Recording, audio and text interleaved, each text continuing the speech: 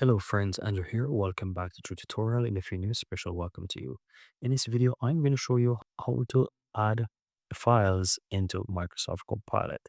So if you're in Microsoft Copilot and you want to get started in a chat, whether you have a new chat or an existing chat, you can easily add files there. So let's say you're in an existing chat, you can go ahead and click the plus in the lower right hand side, and here you'll find upload, and you can upload files, images, and all those different stuff, right?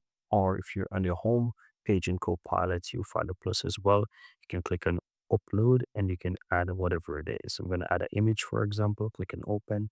And as you can see, it attaches right there. You can do this for files as well, PDF, whatever it is that you want, you can go ahead and attach it. So let's say I want to attach this.